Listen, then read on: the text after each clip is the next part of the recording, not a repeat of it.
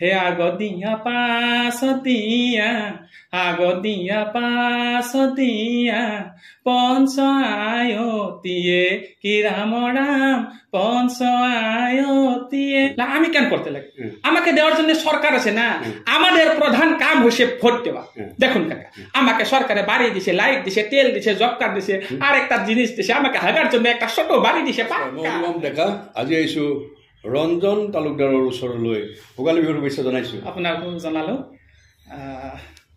ৰঞ্জন তালুকদাৰ বুলি ক'লে এতিয়া আমি যদি ছ'চিয়েল মিডিয়া চাওঁ কেৱল খলকনি তাৰ কাৰণটো উৎসাহটো হৈছে আপোনাৰ অভিনয় অভিনয়টো আকৌ দুটা বিভাগ এটাতো আপুনি খুব চিৰিয়াছ এক্টিঙো কৰে আৰু কমেডিও আৰু এতিয়াতো সকলোফালে বঁটা পুৰস্কাৰ সকলোফালে অভিনন্দন জনাইছোঁ এই যাত্ৰাৰ আৰম্ভণি কেতিয়া আৰম্ভণি বুলি ক'লে মই যেতিয়া গৰ্ডনত পঢ়ি আছিলোঁ এই গৰ্ডনত পঢ়ি থকাৰ পৰাই তাত এই একাংকিকা নাটক কম্পিটিশ্যন কৰিছিলোঁ ভেকশ্যন তাৰপিছত কৌতুক কম্পিটিশ্যন তেনেকে তাৰপিছত শংকৰদেৱ একাডেমি পালোঁ তাতো পালোঁ ছাৰ বাইদেউহঁতেও অলপ সহযোগ কৰি দিয়ে আৰু তেনেকে গৈ আপোনাৰ মই ড্ৰামা স্কুল এখনত শিকিছিলোঁ আৰু নলবাৰীতে বিনাপানী ড্ৰামা স্কুল বুলি মোৰ গুৰু তিলক শৰ্মা লাটুমণি ভূঞা তাৰপিছত তেনেকে নাটক চাটক কৰি আছোঁ বাটৰ নাট কৰোঁ বাটৰ নাট কৰি থাকোঁতে এনেকে হঠাৎ কি হ'ল এদিন এই আমাৰ নাট্যকাৰ পৰিচালক ধ্ৰুৱ বৰ্মন তেখেতে মানে এখন নাটকত এটা কেৰেক্টাৰ লগা হ'ল নাটকখনৰ চব ৰিহাৰ্চেল হৈ আছে মানে এটা কেৰেক্টাৰ হোৱা নাই দৰা কেৰেক্টাৰ তাৰপিছত মোক খবৰ কৰিলে মোৰ দাদা এজনে জিতুমণি কলিতা তাৰপিছত তেনেকৈ গ'লোঁ গৈ তাত সেই দৰা কেৰেক্টাৰটো কৰিলোঁ মাত্ৰ এটা চিনত আৰু সেই যি দৰা কেৰেক্টাৰটো কৰিলোঁ তেনেকৈ মই আচলতে চিনাকি হ'লোঁ নলবাৰী নাট্য মন্দিৰত সকলোৰে হেৰিত এতিয়াও দৰা বুলিয়ে মানে ছেভ আছে আৰু দৰা বুলিও মাতে তেতিয়াৰ পৰা তাৰমানে আচলতে ভ্ৰাম্যমানটো বাদ দি এম এছ আৰত কৰিছোঁ তাৰপিছত আপোনাৰ শতদল বৈশ্য তেখেতৰ ওচৰত গ'লোঁ আৰু বাকী কম্পিটিশ্যনত তেখেতৰ আঙুলিত ধৰিয়ে গোটেই অসমত ঘূৰিছোঁ দৰা বুলিতো কয়ে কইনা আৰু বিয়াৰ গীত এইটোতো অলপ কিবা বিশেষত্ব আছে নহয় মই মানে নাটক কৰাৰ বাহিৰেও মই কৌতুক মই কৰোঁ বিহুৰ সময়ত পূজাৰ সময়ত তেনেকে আমাৰ যে ঠাই ভেদে আপোনাৰ বিয়াৰ গীতৰ সুৰবিলাক বেলেগ বেলেগ ধৰক আমাৰ ইয়াতে বিয়াৰ গীত বুলি কয় তেনেকে নহয় মানে কি আমাৰ ইয়াতে ধৰক বিয়াৰ গীত বুলি কয় আকৌ উজনিৰ ফালে বিয়া নাম বুলি কয় ইয়াতে ধৰক আপোনাৰ খিচা গীত বুলি কয় উজনিৰ ফালে জোৰা নাম বুলি কয় এই ডিফাৰেঞ্চটো আৰু আজিকালি ধৰক আপোনাৰ আমাৰ বিয়াৰ গীত বা বিয়া নাম বিহু নাম এইবিলাক মানে কি নাগায় কেছেটত বজাব কিবা বজাব আৰু সেইবিলাক চব ৰিমিক্স কৰি পেলাইছে ঠাই ভেদে ভেদে সেই সুৰবিলাক খুব ধুনীয়া খুব সুমধুৰ এতিয়া আমাৰ সেই নলবাৰীত কেনেকে গাব নলবাৰীত যদি আপোনাৰ খিচা গীত গায় হবাৰীৰ পিছৰ বুঢ়া বাংনা মুঠে দেখো নালগে আজিও এটা লাগে বাচা ধনা পৰি থাকে সেইকাৰণে বুঢ়া বাংনা থাৰ গবান নেদে বুঢ়া হলেও আমাৰ দাদাই আপি চাবা নেদে আৰু উজনিৰ ফালে হে আগদিয়া পাছদিয়া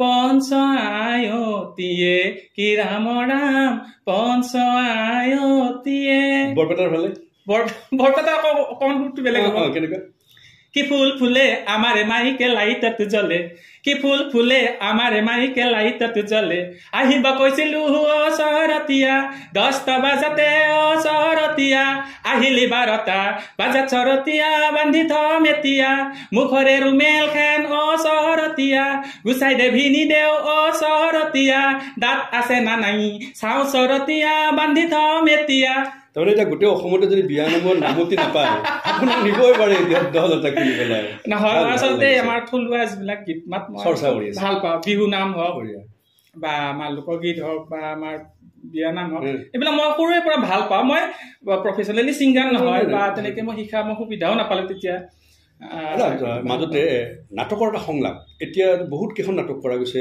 যথেষ্ট পুৰস্কাৰ পোৱা গৈছে এটা সংলাপ যিটো এতিয়ালৈ হৃদয় চুই গৈছে বা কৰি ভাল লাগিছে কেনেকুৱা হ'ব নাটকৰ মোৰতো প্ৰতিটো চৰিত্ৰই ভাল লাগে আৰু প্ৰতি বছৰে মোৰ চৰিত্ৰবিলাক বেলেগ বেলেগ হয় ভাল লাগে জিতুমণি কলিতা নাট্যকাৰ পৰিচালক তেখেতৰ ৰচনা আৰু পৰিচালনা এখন নাটক কৰিছিলোঁ লাখুটি বুলি তাত এটা খুব ধুনীয়া ডাইলগ আছিলে আপোনাৰ এই যে আজিকালি চব বস্তু আপোনাৰ ভাড়াত পোৱা যায়, টেন্ট হাউচ ভাড়া, আপোনাৰ কাম কৰা মানুহ ভাড়া, চব ভাড়াত পোৱা যায়। তো এটা সময়ত এনেকুৱা হ'ব যে সন্তানৰ মৰম বিচাৰিও আপুনি ভাড়া ল'ব লাগিব। লাষ্টত মানে এনেকুৱা মানে সন্তানৰ মানে অত্যাচাৰত গৈ মানে ভাড়া ঘৰত থাকে আৰু। তো এটা লাষ্টত মানে ডাইলগ কৰে মানে লগৰজনে, হেৰি মহন্ত, আপুনি ইমান বেছি চিন্তা নকৰিব, মই আছো নহয়, আপোনাক যি সহায় কৰিব লাগে মই কৰিম। আচলতে কি জানে, যান্ত্ৰিকতাৰ এই যুগত নিজৰ সভ্যতা সংস্কৃতি পাহৰি আধুনিকতাৰ মুখা পিন্ধা সন্তান এইবোৰ, সিহঁততকৈ আৰু বেছি আশা নকৰিব।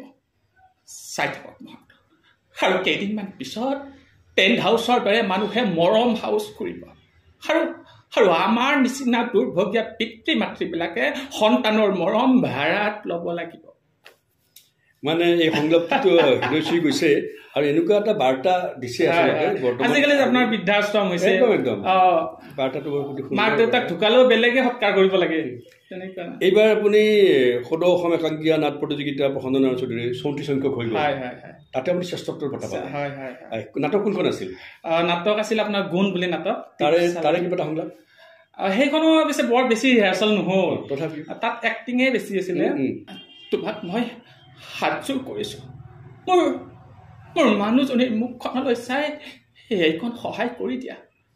আচলতে স্বভাৱৰ ওচৰত সেই নীতি আদৰ্শ সকলো মিছাও। মানে খুব আদৰ্শৱান মানুহ এজন, শেষত মানে উপায় নাপায় সংলাপতকৈ অভিনয় বেছি আছে। সংলাপো আছে, মোৰ মানে সিমান হেৰি হোৱা নাই, মাত্ৰ 7 দিন ৰিহাৰ্চেল কৰি আমি নাটকখন কৰিছো। 7 দিনতে শ্ৰেষ্ঠ। ভৱিষ্যতৰ পৰিকল্পনা কি? চিনেমা বা ভ্ৰাম্যমান কি? নতুন এখন চিনেমাৰ কাম হ'ব, মানে চলি আছে কাম, মোৰ শ্বুটিং হোৱা নাই বাৰু, সেইখন কৰি আছো। আৰু এখন মাজতে কৰিলো প্ৰস্তুতি বাৰ লগত, সৰু চৰিত্ৰ এটা কৰিছো। আৰু বাকী চিৰিয়েল কৰি আছো, মাজে মাজে বৰলাকাটো কৰিছিলো, আপোনাৰ বেহাৰবাৰীতো 2 দিনমান কৰিলো, গুৱাহাটী বুলি সেইখনতো কৰিলো। এনেকে ফাকে ফাকে কৰি আছো। মানে মই নলবাৰীৰ পৰা গুৱাহাটীত গৈ অহা যোৱা কৰি কৰোতো, আৰু মোৰ নাটকটো বেছি প্ৰিয়। এইটোৱে ক'ব বিচাৰিছিলো, মানে কেমেৰা আৰু একদম চিধা মঞ্চ, তাৰ আটাইতকৈ ভাল লগা কোনটো? ভাল লগা দুইটাৰ আপোনাৰ সোৱাদ বেলেগ বেলেগ। এতিয়া আমি মানে কি হয়, নাটকত আমি একদম লগ আপোনাৰ ফিডবেকটো পাই যায় হা, এটা দীঘলীয়া ৰিহাৰ্চেল থাকে, ৰিহাৰ্চেলত আপোনাৰ ধেমালি এইবিলাক থাকে। কিন্তু আপোনাৰ চিৰিয়েলত আকৌ কি, শ্বুটিঙৰ সময়খিনি আপোনাৰ অকণমান বৰ লাগে। আকৌ যেতিয়া মানে বাজিব, এডিটিং কৰি যেতিয়া ওলাই আহিব, তেতিয়া আকৌ যেতিয়া মানুহে ফোন কৰিব, সেই তোমাক টিভিত দেখিছো, এই তুমি ভাল কৰিছা, মোক কৰিছা, তেতিয়া আকৌ বেছি ভাল লাগে। দুইটাৰে সোৱাদ বেলেগ বেলেগ, আৰু দুইটাই হ'ল এটা ট্ৰেকতে, আৰু সেইটো হৈছে মানে সুবিধা থাকে। সেইটো কাৰণে এতিয়া আপুনিও নতুন, তথাপি নতুনকৈ আৰু কিছু সংখ্যকে গীত, নৃত্য, খেল সকলোতে অভিনয়ত আহিছে। তেওঁলোকে এনে কি ধৰণে গ'লে আপুনি ভাল পাব? মানে সকলো বস্তুতে এইটো কথা কৈছে, কিছুমানে এখন দুখনৰ দ্বাৰাই খুব জনপ্ৰিয় হ'বলৈ বিচাৰে আৰু ট্ৰেণ্ড বুলি যিটো কওঁ সেইটো আহিব বিচাৰে। কিন্তু আপোনাক দেখিছো যে আপুনি একদম সৰুৰ পৰা, স্কুলৰ পৰা আহি এইখিনি পাইছে, শিকি আছো, এতিয়াও শিকিয়ে আছো। সেইটোৱেই কথা, শিকাৰ শেষ নাই। আপুনি কি পৰামৰ্শ দিব বিচাৰে? নাই, যদি আপুনি যিকোনো এটা কলাই হওক, আপুনি নাটকেই হওক, গীতেই হওক, খেলাই হওক, যদি আপুনি সেইটো সঁচাকৈ অন্তৰৰ পৰা আপুনি কৰিম বুলি ভাবিছে, একাগ্ৰচিত্তে সেই বস্তুটোৰ ওপৰত আপোনাৰ মানে শ্ৰদ্ধা লাগিব, শ্ৰদ্ধা সহকাৰে কাম কৰিব লাগিব। বহুত কিন্তু উজুতি বহুত খাব। মই নিজে ভুক্তভোগী, আপোনালোকে গমেই পায় মেচাৰত মানে আৰ্থিকভাৱে কেনেকুৱা। তথাপিতো মই মোৰ নিজৰ পৰিয়ালৰ পৰাও মই হেৰি পাইছোঁ, বা বেলেগৰ পৰা নাটক কৰা, কিন্তু তই কৰ কি আৰু বেলেগ কি কৰা, সেইটো প্ৰশ্ন মই উত্তৰ দিব নোৱাৰো, কাৰণ নাটক কৰি খাব নোৱাৰি বুলি ভাবে। কিন্তু মই সেনেকেই চলি আছো। ধৰক নাটকৰ চিজনটো মই নাটক কৰো, তাৰপিছত ধৰক কৌতুক কৰো, মেকআপৰো কাম কৰো। ধৰক মই আজি মোৰ নাটক নাই, বেলেগ এখন নাটকত মেকআপ কৰিব মাতিছে, তো মেকআপ কৰিব গৈছো। কাৰোবাক কিবা অকণমান ডিজাইন কৰি দিব কৈছে, ড্ৰেছটোৱে চাই দিব কৈছে, ড্ৰেছটোৱে চাই দিলো, বা কাৰোবাক কিবা এটা বনাই দিব কৈছে, বনাই দিলো। মুঠতে এইটো লাইনৰে মই কাম কৰি আছো। অভিনয় যিদৰে আমি 64 কলা, অভিনয় এটা অন্যতম কলা, আৰু এই কলাটোকে সকলো ফালৰ দিশেৰে হৃদয়ত স্থান দিছে, আৰু যাক যেনেকৈ লাগে সেনেকৈ সহায় কৰাৰ এইটো মন, আৰু নিজকো তাতে জড়িত কৰি আগবাঢ়ি যোৱা মন আছে, নিজৰ ইচ্ছা শক্তি লাগিব, ইচ্ছা। আৰু সেইকাৰণেই হয়তো আজি আমি এওঁৰ ওচৰলৈ আহিলো।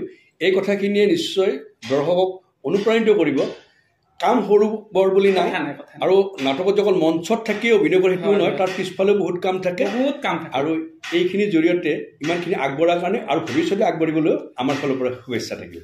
ধন্যবাদ। আৰু ছ'চিয়েল মিডিয়াত খুব ভাইৰেল হৈছিল এখন নাটকৰ এটা চৰিত্ৰ কেৱল সংলাপ, আপুনি গমে পাইছে কোনটো কৈছোঁ, এবাৰ যদি দি দিয়ে তেতিয়া সম্পূৰ্ণ হ'ব আমাৰ গোটেই কথা। আমাৰ যিটো তাৰে নাটক আছিলে হৃদয় বনাম মগজু বুলি পাহি ক্ৰিয়েশ্যনৰ, তাত মই মিয়া এটা কেৰেক্টাৰ কৰিছিলোঁ। এই যে মিয়াবিলাকে চব আমাৰ অসমৰ যিমান সুবিধা সিহঁতে পায়, তো তাক মানে সোধে আৰু এজনে যে তই কি কৰ, আমি কেন করতে লাগে, আমাকে দেওয়ার জন্য সরকার আছে না, আমাদের প্রধান কাম হচ্ছে ভোট দেওয়া। দেখুন কাকা, আমাকে সরকারে বাড়ি দিছে, লাইট দিছে, তেল দিছে, জব কার্ড দিছে, আর একটা জিনিস দিছে, আমাকে হাগার জন্য একটা ছোট বাড়ি দিছে পাক্কা। আচ্ছা, আজিৰ এই হাঁহিৰ মাজেদিয়ে সকলোলৈ আমি জীৱনটো হাস্যমধুৰ হওক, প্ৰতিভা নিজৰ মাজত প্ৰকাশ পাওক, এই আশাৰে এৰিছোঁ। ধন্যবাদ।